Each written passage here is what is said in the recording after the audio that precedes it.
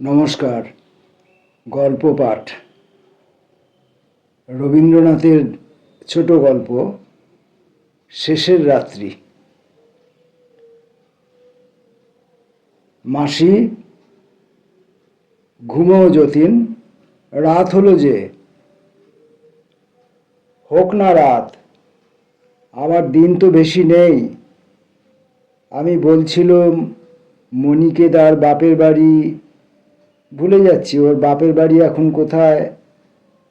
সীতারামপুরে। হ্যাঁ, সীতারামপুরে। সেইখানে মণিকে পাঠিয়ে দাও। আরও কতদিন ও রোগীর সেবা করবে? ওর শরীর তো তেমন শক্ত নয়। শোনো একবার, এই অবস্থায় তোমাকে ফেলে বউ বাপের বাড়ি যেতে চাইবেই বা কেন? ডাক্তারেরা কি বলেছে সে কথা কি সে নাই বা জানল? চোখে তো দেখতে পাচ্ছে। সেদিন বাপের বাড়ি যাবার কথা যেন একটু ইশারায় বলা, অমনি বউ কেঁদে অস্থির। মাসির এই কথাটার মধ্যে সত্যের কিছু অপলাপ ছিল, সে কথা বলা আবশ্যক। মণির সঙ্গে সেদিন তার এই প্রসঙ্গে যে আলাপ হইয়াছিল সেটা নিম্নলিখিত মতো। বউ, তোমার বাপের বাড়ি থেকে কিছু খবর এসেছে বুঝি? তোমার জারতুতো ভাই অনাথকে দেখলুম যেন। হ্যাঁ, মা বলে পাঠিয়েছেন আসছে শুক্রবারে আমার ছোট বোনের অন্নপ্রাশন। তাই ভাবছি। বেশ তো বাছা, এক গাছি সোনার হার পাঠিয়ে দাও, তোমার মা খুশি হবেন। ভাবছি আমি যাব। আমার ছোট বোনকে তো দেখিনি, দেখতে ইচ্ছে করে। সে কি কথা? যতীনকে একলা ফেলে যাবে? ডাক্তার কি বলেছে শুনেছ তো? ডাক্তার তো বলছিল এখনো তেমন বিশেষ। তা যাই বলুক, ওর এই দশা দেখে যাবে কি করে? আমার 3 ভাইয়ের পরে এই একটি বোন, বড় আদরের মেয়ে। শুনেছি ধুম করে অন্নপ্রাশন হবে। আমি না গেলে মা ভারী। তোমার মায়ের ভাব বাছা আমি বুঝতে পারি না, কিন্তু যতীনের এই সময়ে তুমি যদি যাও তোমার বাবা রাগ করবেন, সে আমি বলে রাখছি। তা জানি। তোমাকে 1 লাইন লিখে দিতে হবে মাসি, যে কোনো ভাবনার কথা নেই। আমি গেলে বিশেষ কোনো, তুমি গেলে কোনো ক্ষতিই নেই সে কি জানি নে, কিন্তু তোমার বাপকে যদি লিখতেই হয়, আমার মনে যা আছে সব খুলেই লিখব। আচ্ছা বেশ, তুমি লিখো না। আমি ওকে গিয়ে বললেই উনি। দেখো বউ, অনেক সয়েছি, কিন্তু এই নিয়ে যদি তুমি যতীনের কাছে যাও কিছুতেই সইব না। তোমার বাবা তোমাকে ভালো রকমই চেনেন, তাকে ভোলাতে পারবে না। এই বলিয়া মাসি চলিয়া আসিলেন। মণি খানিকক্ষণের জন্য রাগ করিয়া বিছানার উপর পড়িয়া রহিল। পাশের বাড়ি হইতে সই আসিয়া জিজ্ঞাসা করিল, এ কি সই? গোসা কেন? দেখো দেখি ভাই, আমার একমাত্র বোনের অন্নপ্রাশন, এরা আমাকে যেতে দিতে চায় না। ও মা, সে কি কথা? যাবে কোথায়? স্বামী যে রোগে শুষছে।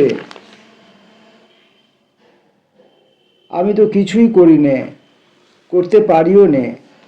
বাড়িতে সবাই চুপচাপ, আমার প্রাণ হাঁপিয়ে ওঠে, এমন করে আমি থাকতে পারি নে। তা বলছি, তুমি ধন্যী মেয়ে মানুষ যা হোক। তা আমি ভাই তোমাদের মতো লোক দেখানে ভান করতে পারি নে। পাছে কেউ কিছু মনে করে বলে মুখ গুঁজরে ঘরের কোণে পড়ে থাকা আমার কর্ম নয়। তা কি করবে শুনি? আমি যাবই, আমাকে কেউ ধরে রাখতে পারবে না। ইস, তেজ দেখে আর বাঁচি নে। চললুম, আমার কাজ আছে।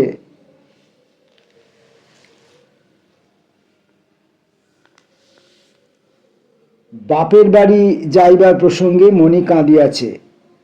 এই খবরে যতীন বিচলিত হইয়া বালিশটাকে পিঠের কাছে টানিয়া তুলিল এবং একটু উঠিয়া হেলান দিয়া বসিল। বলিল, মাসি, এই জানালাটা আর একটু খুলে দাও, আর এই আলোটা এ ঘরে দরকার নেই।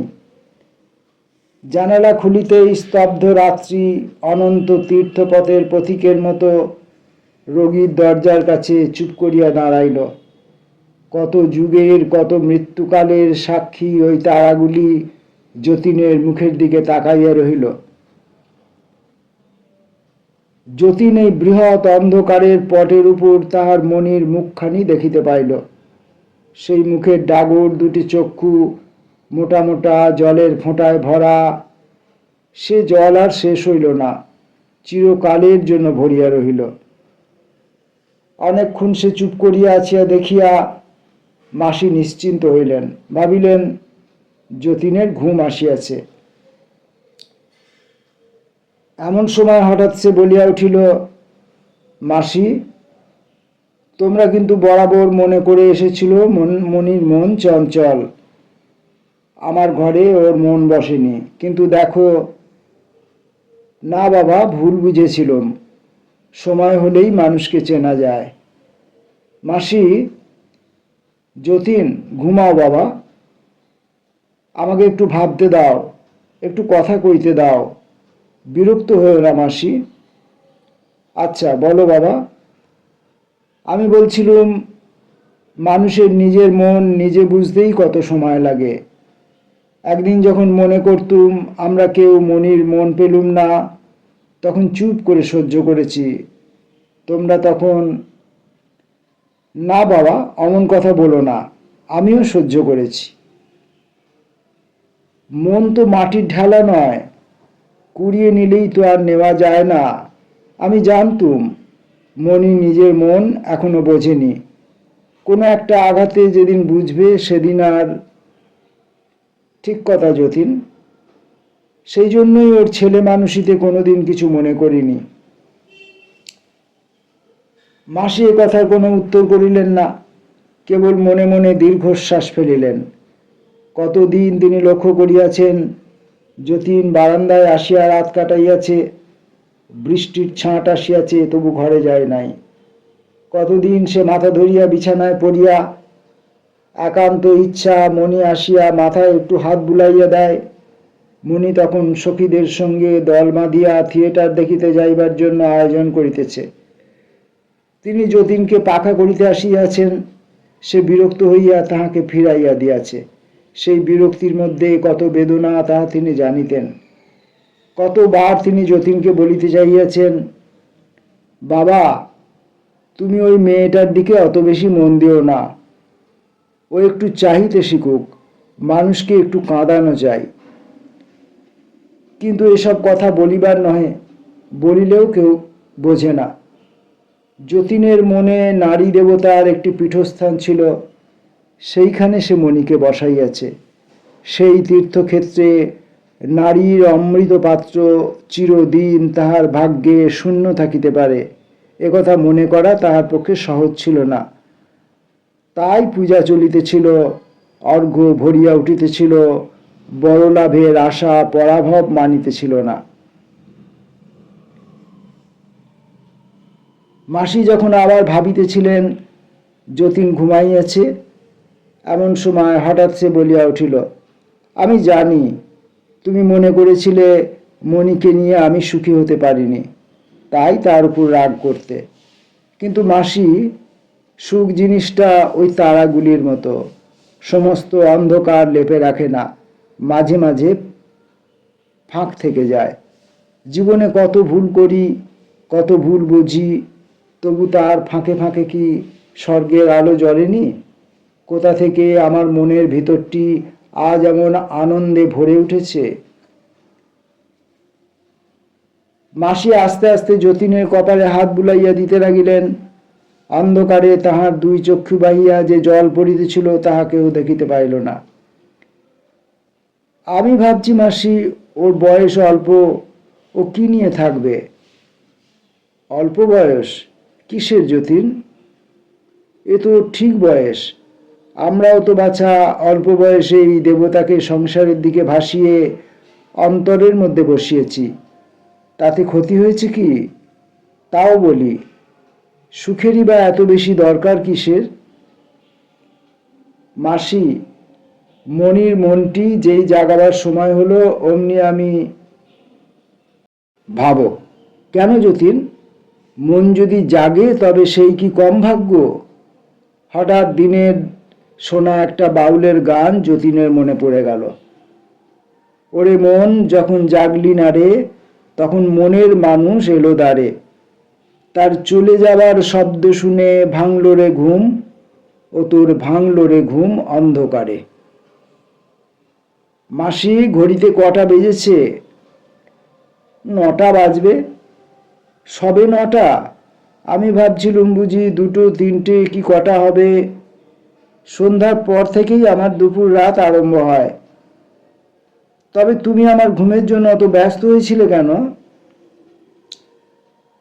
কালও সন্ধ্যার পর এইরকম কথা কইতে কইতে কত রাত পর্যন্ত তোমার আর আমার ঘুম এলো না, তাই আজ তোমাকে সকাল সকাল ঘুমোতে বলছি। মনি কি ঘুমিয়েছে? না, সে তোমার জন্য মসুরির ডালের স্যুপ তৈরি করে তবে ঘুমোতে যায়।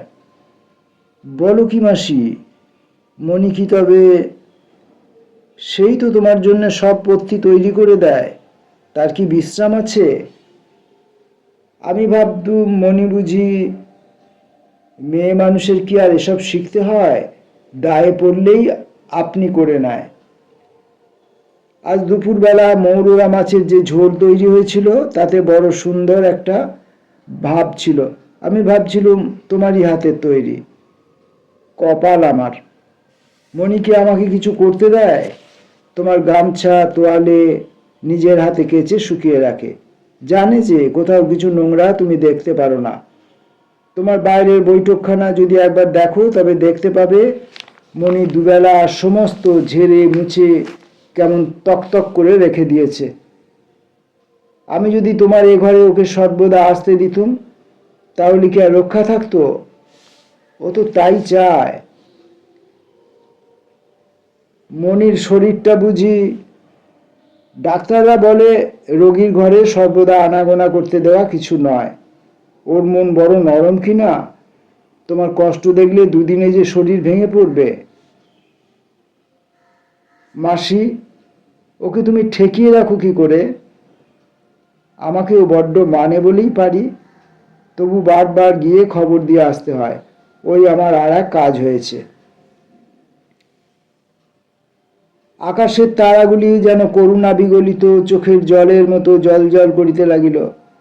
যে জীবন আজ বিদায় লইবার পথে আসিয়া দাঁড়াইয়াছে, যতীন তাকে মনে মনে কৃতজ্ঞতার প্রণাম করিল। এবং সম্মুখে মৃত্যু আসিয়া অন্ধকারের ভিতর হইতে যে দক্ষিণ হাত বাড়াইয়া দিয়াছে, যতীন স্নিগ্ধ বিশ্বাসের সহিত তার উপরে আপনার রোগক্লান্ত হাতটি রাখিল। একবার নিঃশ্বাস ফেলিল। একটুখানি উসকুস করিয়া যতীন বলিল, মাসি, মনি যদি জেগেই থাকে তাহলে একবার যদি তাকে। এখনই ডেকে দিচ্ছি বাবা। আমি বেশিক্ষণ এ ঘরে রাখতে চাই না, কেবল 5 মিনিট, দুটো একটা কথা যা বলার আছে। মাসি দীর্ঘ নিঃশ্বাস ফেলিয়া মণিকে ডাকিতে আসিলেন। এদিকে যতীনের নাড়ী দ্রুত চলিতে লাগিল। যতীন জানে আজ পর্যন্ত সে মণির সঙ্গে ভালো করিয়া কথা জমাইতে পারে নাই। 2 যন্ত্র 2 সুরে বাঁধা, একসঙ্গে আলাপ চড়া বড় কঠিন। মণি তাহার সঙ্গিনীদের সঙ্গে অনর্গল বকিতেছে, হাসিতেছে। দূর হইতে তাহাই শুনিয়া যতীনের মন কতবার ঈর্ষায় পীড়িত হইয়াছে। যতীন নিজেকেই দোষ দিয়াছে। সে কেন অমন সামান্য যাহা তাহা লইয়া কথা কহিতে পারে না? পারে না যে তাহাও তো নহে। নিজের বন্ধু বান্ধবের সঙ্গে যতীন সামান্য বিষয় লইয়াই কি আলাপ করে না? কিন্তু পুরুষের যাহা তাহা তো মেয়েদের যাহা তাহার সঙ্গে ঠিক মেলে না। বড় কথা একলাই একটানা বলিয়া যাওয়া চলে, অন্য পক্ষ মন দিল কিনা খেয়াল না করিলেই হয়। কিন্তু তুচ্ছ কথায় নিয়ত দুই পক্ষের যোগ থাকা চাই। বাঁশি একাই বাজিতে পারে, কিন্তু দুইয়ের মিল না থাকিলে করতালের খচমচ জমে না। এই জন্য কত সন্ধ্যাবেলায় যতীন মণির সঙ্গে যখন খোলা বারান্দায় মাদুর পাতিয়া বসিয়াছে, দুটো চারটে টানাবো না কথার পরেই কথার সূত্র একেবারে ছিঁড়িয়া ফাঁক হইয়া গেছে। তারপরে সন্ধ্যার নীরবতা যেন লজ্জায় মরিতে যাইয়াছে। যতীন বুঝিতে পারিয়াছে মণি পালাইতে পারিলে বাঁচে। মনে মনে কামনা করিয়াছে এখনই কোনো একজন তৃতীয় ব্যক্তি যেন আসিয়া পড়ে, কেননা দুইজনে কথা কওয়া কঠিন, তিনজনে সহজ। মণি আসিলে আজ কেমন করিয়া কথা আরম্ভ করিবে যতীন তাহাই ভাবিতে লাগিল। ভাবিতে গেলে কথাগুলো কেমন অস্বাভাবিক রকম বড় হইয়া পড়ে, সেসব কথা চলিবে না। যতীনের আশঙ্কা হইতে লাগিল আজকে রাত্রের 5 মিনিটও ব্যর্থ হইবে, অথচ তাহার জীবনের এমনতর নিরালা 5 মিনিট আর কটাই বা বাকি আছে।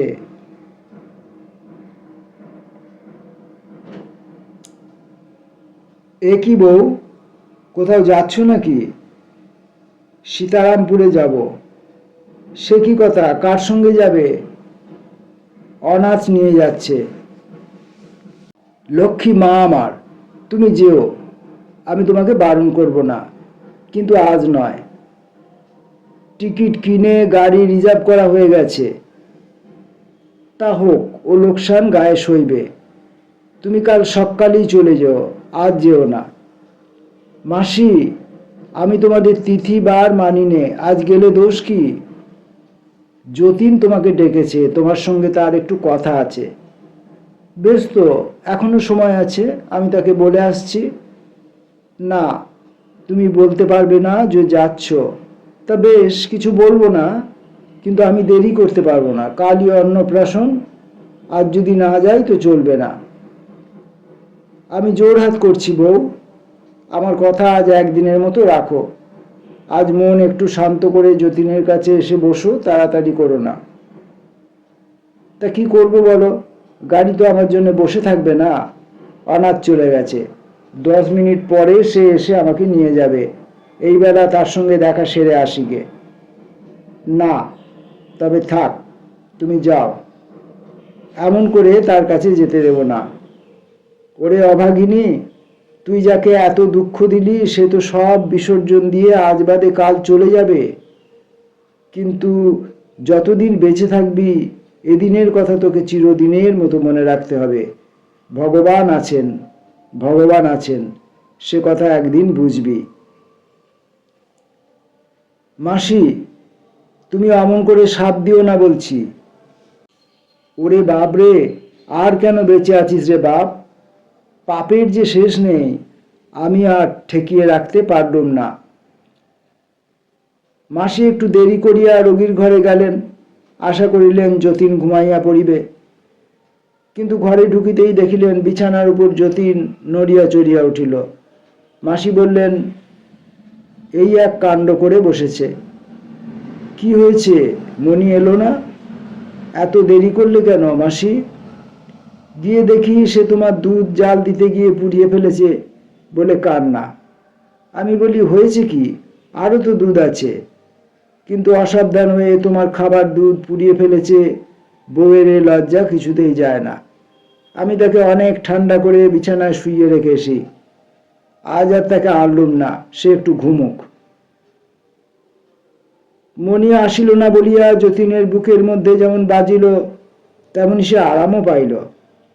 তাহার মনে আশঙ্কা ছিল যে পাছে মণি সশরীরে আসিয়া মণির ধ্যান মাধুরীটুকুর প্রতি জুলুম করিয়া যায়, কেননা তার জীবনে এমন অনেকবার ঘটিয়াছে। দুধ পুড়াইয়া ফেলিয়া মণির কোমল হৃদয় অনুতাপে ব্যথিত হইয়া উঠিয়াছে। ইহারই রসটুকুতে তার হৃদয় ভরিয়া ভরিয়া উঠিতে লাগিল। মাসি, কি বাবা? আমি বেশ জানছি আমার দিন শেষ হয়ে এসেছে, কিন্তু আমার মনে কোনো খেদ নেই। তুমি আমার জন্য শোক করো না। না বাবা, আমি শোক করব না।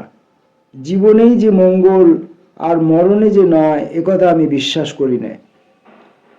মাসি, তোমাকে সত্য বলছি, মৃত্যুকে আমার মধুর মনে হচ্ছে। অন্ধকার আকাশের দিকে তাকাইয়া যতীন দেখিতেছিল, তাহার মনেই আজ মৃত্যুর বেশ ধরিয়া আসিয়া দাঁড়াইয়াছে।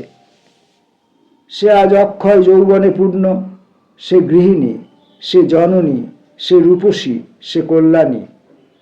তাহারই এলো চুলের উপরে ওই আকাশের তারাগুলি লক্ষ্মীর সহস্তের আশীর্বাদের মালা। তাহাদের দুজনের মাথার উপর এই অন্ধকারের মঙ্গল বস্ত্রখানি মেলিয়া ধরিয়া আবার যেন নতুন করিয়া শুভদৃষ্টি হইল। রাত্রির এই বিপুল অন্ধকার ভরিয়া গেল মণির অনিমেষ প্রেমের দৃষ্টিপাতে। এ ঘরের বধূ মণি, এই একটুখানি মণি আজ বিশ্বরূপ ধরিল।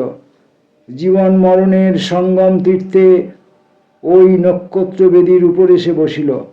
নিস্তব্ধ রাত্রি মঙ্গল ঘটের মতো পূর্ণ ধারায় ভরিয়া উঠিল। যতীন জোড়হাত করিয়া মনে মনে কহিল, এতদিনের পর ঘোমটা খুলিল। এই ঘোর অন্ধকারের মধ্যে আবরণ ঘুচিল। অনেক কাঁদাইয়াছ সুন্দর, হে সুন্দর, তুমি আর ফাঁকি দিতে পারিবে না।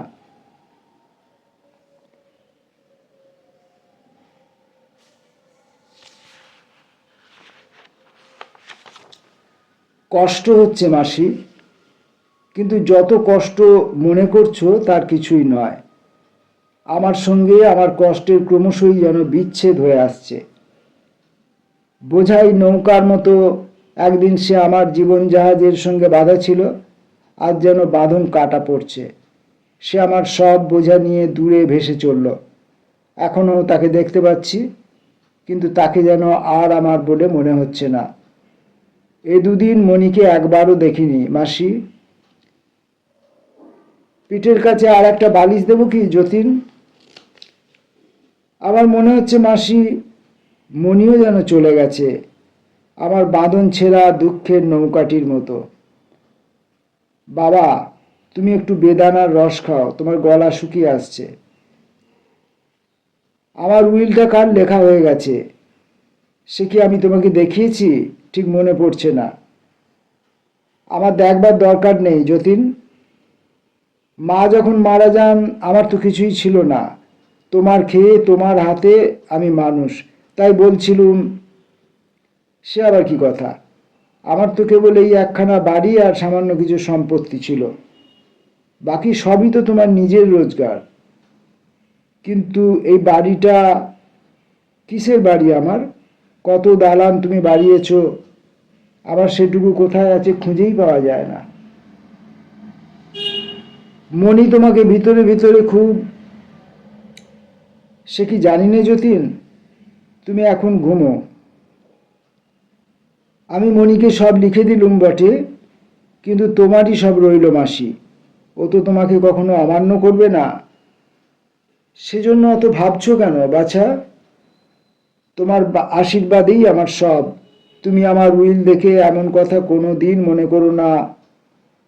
ও কি কথা যতীন? তোমার জিনিস তুমি মণিকে দিয়েছো বলে আমি মনে করব? আমার এমনি পোড়া মন। তোমার জিনিস ওর নামে লিখে দিয়ে যেতে পারছো বলে তোমার যে সুখ, সেই তো আমার সকল সুখের বেশি বাপ। কিন্তু তোমাকেও আমি, দেখ যতীন, এইবার আমি রাগ করব। তুই চলে যাবি আর তুই আমাকে টাকা দিয়ে ভুলিয়ে রেখে যাবি? মাসি, টাকার চেয়ে আরো বড় যদি কিছু তোমাকে দিয়েছিস যতীন, ঢের দিয়েছিস। আমার শূন্য ঘর ভরেছিলি, এ আমার অনেক জন্মের ভাগ্য। এতদিন তো বুক ভরে পেয়েছি। আজ আমার পাওনা যদি ফুরিয়ে গিয়ে থাকে তো নালিশ করব না। দাও, সব লিখে দাও, লিখে দাও। বাড়ি ঘর জিনিসপত্র ঘোড়াগাড়ি তালুক মুলুক যা আছে সব মনির নামে লিখে দাও। এসব বোঝা আমার সইবে না। তোমার ভোগে রুচি নেই, কিন্তু মনির বয়স অল্প, তাই। ও কথা বলিস নে, ও কথা বলিস নে। ধন সম্পদ দিতে চাস দে, কিন্তু ভোগ করা কেন? ভোগ করবে না মাসি? না গো না, পারবে না, পারবে না। আমি বলছি ওর মুখে রুজবে না, গলা শুকিয়ে কাঠ হয়ে যাবে, কিছুতে কোনো রস পাবে না। যতীন চুপ করিয়া রহিল। তাহার অভাবে সংসারটা মনির কাছে একেবারে বিস্বাদ হইয়া যাইবে, একথা সত্য কি মিথ্যা, সুখের কি দুঃখের, তাহা সে যেন ভাবিয়া ঠিক করিতে পারিল না। আকাশের তারা যেন তাহার হৃদয়ের মধ্যে আসিয়া কানে কানে বলিল, এমনিই বটে, আমরা তো হাজার হাজার বছর হইতে দেখিয়া আসিলাম সংসার জোড়া এই সমস্ত আয়োজন, এ তো বড়ই ফাঁকি। যতীন গম্ভীর একটা দীর্ঘ নিঃশ্বাস ফেলিয়া বলিল, দেবার মতো জিনিস তো আমরা কিছুই দিয়ে যেতে পারি না। কম কি দিয়ে যাচ্ছ বাছা? এই ঘর বাড়ি টাকা কড়ি ছল করে তুমি ওকে যে কি দিয়ে গেলে তার মূল্য ও কি কোনোদিন বুঝবে না? যা তুমি দিয়েছ তাই মাথা পেতে নেবার শক্তি বিধাতা ওকে দিন, এই আশীর্বাদ ওকে করি। আর একটু বেদানার রস দাও, আমার গলা শুকিয়ে এসছে। মণি কি কাল এসেছিল? আমার ঠিক মনে পড়ছে না। এসেছিল, তখন তুমি ঘুমিয়ে পড়েছিলে। শিয়রের কাছে বসে বসে অনেকক্ষণ বাতাস করে তারপরে ধোবাকে তোমার কাপড় দিতে গেল। আশ্চর্য, বোধহয় আমি ঠিক সেই সময়ে স্বপ্ন দেখছিলুম, যেন মণি আমার ঘরে আসতে চাচ্ছে, দরজা অল্প একটু ফাঁক হয়েছে, ঠেলাঠেলি করছে, কিন্তু কিছুতেই সেইটুকুর বেশি আর খুলছে না। কিন্তু মাসি, তোমরা একটু বাড়াবাড়ি করছো, ওকে দেখতে দাও যে আমি মরছি, নইলে মৃত্যুকে হঠাৎ সইতে পারবে না। বাবা, তোমার পায়ের উপরে এই পশমের শালটা টেনে দিই, পায়ের তেলও ঠান্ডা হয়ে গেছে। না মাসি, গায়ের উপর কিছু দিতে ভালো লাগছে না। জানিস যতীন, এই শালটা মনির তৈরি, এতদিন রাত জেগে জেগে সে তোমার জন্য তৈরি করছিল, কাল শেষ করেছে। যতীন শালটা লইয়া দুই হাত দিয়া একটু নাড়াচাড়া করিল। মনে হইল পশমের কোমলতা যেন মনির মনের জিনিস। সে যে যতীনকে মনে করিয়া রাত জাগিয়া এটি বুনিয়াছে, তার মনের সেই প্রেমের ভাবনাটি ইহার সঙ্গে গাঁথা পড়িয়াছে। কেবল পশম দিয়া নহে, মনির কোমল আগুলের স্পর্শ দিয়া ইহা বোনা। তাই মাসি যখন শালটা তার পায়ের উপর টানিয়া দিলেন, তখন তার মনে হলো মণি রাত্রির পর রাত্রি জাগিয়া তার পদসেবা করিতেছে। কিন্তু মাসি, আমি তো জানতুম মণি সেলাই করতে পারে না, সে সেলাই করতে ভালোই বাসে না। মন দিলে শিখতে কতক্ষণ লাগে, তাকে দেখিয়ে দিতে হয়েছে। ওর মধ্যে অনেক ভুল সেলাইও আছে। তা ভুল থাক না, ও তো প্যারিস এক্সিবিশনে পাঠানো হবে না, ভুল সেলাই দিয়ে আমার পা ঢাকা বেশ চলবে।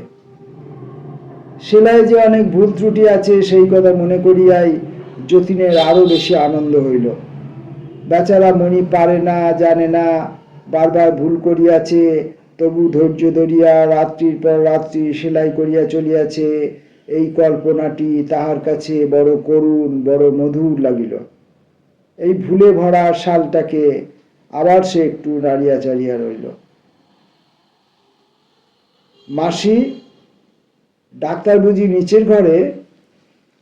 হ্যাঁ যতীন, আজ রাত্রে থাকবেন, কিন্তু আমাকে যেন মিছিমিছি ঘুমের ওষুধ না দেয়া হয়। দেখেছো তো, ওতে আমার ঘুম হয় না, কেবল কষ্ট বাড়ে। আমাকে ভালো করে জেগে থাকতে দাও। জানো মাসি, বৈশাখ দ্বাদশী রাত্রে আমাদের বিয়ে হয়েছিল। কাল সেই দ্বাদশী আসছে। কাল সেই দিনকার রাত্রের সব তারা আকাশে জ্বালানো হবে। মনির বোধহয় মনে নেই, আমি তাকে সেই কথাটি আজ মনে করিয়ে দিতে চাই। কেবল তাকে তুমি 2 মিনিটের জন্য ডেকে দাও। চুপ করে রইলে কেন? বোধহয় ডাক্তার তোমাদের বলেছে আমার শরীর দুর্বল, এখন যাতে আমার মনে কোনো... কিন্তু আমি তো তোমাকে নিশ্চয় বলেছি মাসি, আজ রাত্রে তার সঙ্গে 2টি কথা কয়ে নিতে পারলে আমার মন খুব শান্ত হয়ে যাবে। তাহলে বোধহয় আর ঘুমোবার ওষুধ দিতে হবে না। আমার মন তাকে কিছু বলতে চাইছে বলেই তো এই 2 রাত্রি আমার ঘুম হয়নি। মাসি, তুমি অমন করে কেঁদো না। আমি বেশ আছি। আমার মন আজ যেমন ভরে উঠেছে, আমার জীবনে এমন আর কখনোই হয়নি। সেজন্যই আমি মণিকে ডাকছি। মনে হচ্ছে আজ যেন আমার ভরা হৃদয়টি তার হাতে দিয়ে যেতে পারবো। তাকে অনেক দিন অনেক কথা বলতে চেয়েছিলুম, বলতে পারিনে। কিন্তু আর এক মুহূর্ত দেরি করা নয়, তাকে এখনই ডেকে দাও। এত পরে আর সময় পাবো না। না মাসি, তোমার ওই কান্না আমি সইতে পারি নে। এতদিন তো শান্ত ছিলে, আজ কেন তোমার এমন হলো? ওরে যতীন, ভেবেছিলুম আমার সব কান্না ফুরিয়ে গেছে, কিন্তু দেখতে পাচ্ছি এখনো বাকি আছে। আজ আর পারছি নে। মণিকে ডেকে দাও, তাকে বলে দেব কালকে রাতের জন্য যেন। যাচ্ছি বাবা। শম্ভু দরজার কাছে রইল, যদি কিছু দরকার হয় ওকে ডেকো। মাসি মণির শোবার ঘরে গিয়ে মেঝের উপর বসিয়া ডাকিতে লাগিল, ওরে আয়, একবার আয়, আয় রে রাক্ষসী, যে তোকে তার সব দিয়েছে তার শেষ কথাটি রাখ। সে মরতে বসেছে, তাকে আর মারিস নে। যতীন পায়ের শব্দে চমকাইয়া উঠিয়া কহিল, মণি? না, আমি শম্ভু। আমাকে ডাকছিলেন? একবার তোর বউ ঠাকুরুনকে ডেকে দে। কাকে? বউ ঠাকুরুনকে। তিনি তো এখনো ফেরেননি। কোথায় গেছেন? সীতারামপুরে। আজ গেছেন? না, আজ 3 দিন হলো গেছেন। ক্ষণকালের জন্য যতীনের সর্বাঙ্গ ঝিমঝিম করিয়া আসিল। সে চোখে অন্ধকার দেখিল। এতক্ষণ বালিশে ঠাসান দিয়া বসিয়াছিল, শুইয়া পড়িল। পায়ের উপর দিয়া সেই পশমের শাল ঢাকা ছিল, সেটা পা দিয়া ঠেলিয়া ফেলিয়া দিল। অনেকক্ষণ পরে মাসি যখন আসিলেন, যতীন মণির কথা কিছুই বলিল না। মাসি ভাবিলেন সে কথা উহার মনে নাই। হঠাৎ যতীন একসময় বলিয়া উঠিল, মাসি, তোমাকে কি আমার সেদিনকার স্বপ্নের কথা বলেছি? কোন স্বপ্ন? মণি যেন আমার ঘরে আসবার জন্য দরজা ঠেলছিল, কোনো মতেই দরজা এতটুকুর বেশি ফাঁক হলো না। সে বাইরে দাঁড়িয়ে দেখতে লাগলো, কিন্তু কিছুতেই ঢুকতে পারলে না। মণি চিরকাল আমার ঘরের বাইরেই দাঁড়িয়ে রইল। তাকে অনেক করে ডাকলুম, কিন্তু এখানে তার জায়গা হলো না। মাসি কিছু না বলিয়া চুপ করিয়া রহিলেন। ভাবিলেন, যতীনের জন্য মিথ্যা দিয়া যে একটুখানি স্বর্গ রচিতেছিলাম, সে আর টিকিল না। দুঃখ যখন আসে তাহাকে স্বীকার করাই ভালো। প্রবঞ্চনার দ্বারা বিধাতার মার ঠেকাইবার চেষ্টা করা কিছু নয়। মাসি, তোমার কাছে যে স্নেহ পেয়েছি সে আমার জন্ম জন্মান্তরের পাথেয়। আমার সমস্ত জীবন ভরে নিয়ে চললুম। আর জন্মে তুমি নিশ্চয়ই আমার মেয়ে হয়ে জন্মাবে। আমি তোমাকে বুকে করে মানুষ করব। বলিস কি যতীন, আবার মেয়ে হয়ে জন্মাবো? না, তোর কোলেই ছেলে হয়েই জন্ম হবে, সেই কামনাই কর না। না না, ছেলে না। ছেলেবেলায় তুমি যেমন সুন্দরী ছিলে, তেমনি অপরূপ সুন্দরী হয়েই তুমি আমার ঘরে আসবে। আমার মনে আছে আমি তোমাকে কেমন করে সাজাবো। আর বকিস নে যতীন, বকিস নে, একটু ঘুমো। তোমার নাম দেব লক্ষ্মী রানী। ও তো একেলে নাম হলো না। না, একেলে নাম না মাসি, তুমি আমার সাবেক কেলে।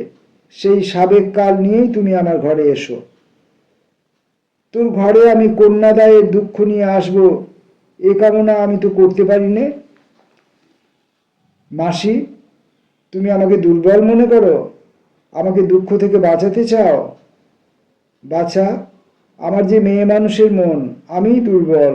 সেই জন্যই আমি বড় ভয়ে ভয়ে তোকে সকল দুঃখ থেকে চিরদিন বাঁচাতে চেয়েছি, কিন্তু আমার সাধ্য কি আছে?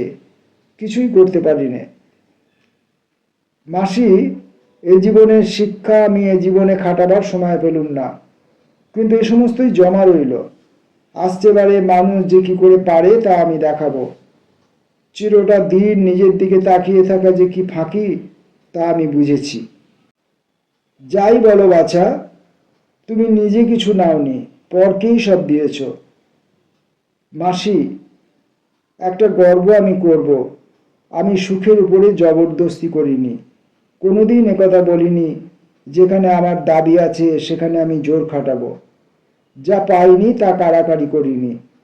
আমি সেই জিনিস চেয়েছিলাম যার উপরে কারো সত্ত্ব নেই। সমস্ত জীবন হাত জোর করে অপেক্ষাই করলুম। মিথ্যাকে চাইনি বলেই এতদিন এমন করে বসে থাকতে হলো। এইবার সত্য হয়তো দয়া করবেন। ও কে ও মাসি? ও কে? কই, কেউ তো না যতীন। মাসি, তুমি একবার ও ঘরটা দেখে এসো গে। আমি যেন না বাছা, কাউকে তো দেখলুম না। আমি কিন্তু স্পষ্ট যেন কিছু না যতীন, ওই যে ডাক্তারবাবু এসেছেন। দেখুন, আপনি ওর কাছে থাকলে উনি বড় বেশি কম। কয় রাত্রি এমনি করে তো জেগেই কাটালেন। আপনি শুতে যান, আমার সেই লোকটি এখানে থাকবে। না মাসি না, তুমি যেতে পাবে না। আচ্ছা বাছা, আমি না হয় ওই কোণটাতে গিয়ে বসছি। না না, তুমি আমার পাশেই বসে থাকো। আমি তোমার এ হাত কিছুতেই ছাড়ছি না শেষ পর্যন্ত। আমি যে তোমারই হাতের মানুষ, তোমারই হাত থেকে ভগবান আমাকে নেবেন। আচ্ছা বেশ, কিন্তু আপনি কথা কবেন না যতীনবাবু। সেই ওষুধটা খাওয়াবার সময় হলো। সময় হলো? মিথ্যে কথা, সময় পার হয়ে গেছে। এখন ওষুধ খাওয়ানো কেবল ফাঁকি দিয়ে সান্ত্বনা করা। আমার তার কোনো দরকার নেই। আমি মরতে ভয় করি নে। মাসি, জমের চিকিৎসা চলছে, তার উপরে আবার সব ডাক্তার জড়ো করছো কেন? বিদেয় করে দাও, সব বিদেয় করে দাও। এখন আমার একমাত্র তুমি, আর আমার কাউকে দরকার নেই। কাউকে না, কোনো মিথ্যাকেই না। আপনার এই উত্তেজনা ভালো হচ্ছে না। তাহলে তোমরা যাও, আমাকে উত্তেজিত করো না। মাসি, ডাক্তার গেছে? আচ্ছা, তাহলে তুমি এই বিছানায় উঠে এসে বসো। আমি তোমার কোলে মাথা দিয়ে একটু শুই। আচ্ছা, শো বাবা লক্ষ্মীটি, একটু ঘুমো। না মাসি, ঘুমোতে বলো না। ঘুমোতে ঘুমোতে হয়তো আর ঘুম ভাঙবে না। এখনো আরও একটু আমার জেগে থাকবার দরকার আছে। তুমি শব্দ শুনতে পাচ্ছ না? ওই যে আসছে, এখনই আসবে।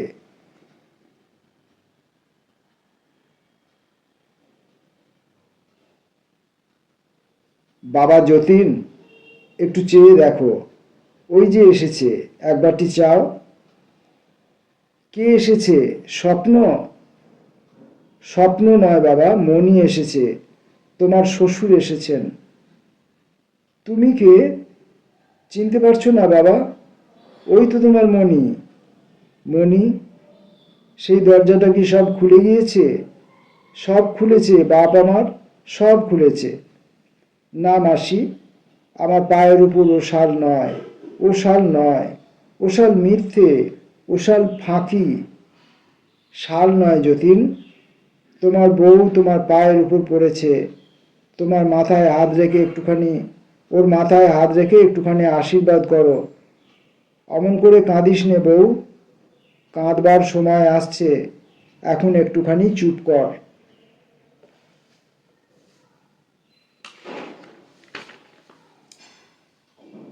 শেষের রাত্রি, এই গল্পটি রবীন্দ্রনাথ লিখেছিলেন বাংলা 1321 সালের আশ্বিন মাসে। নমস্কার।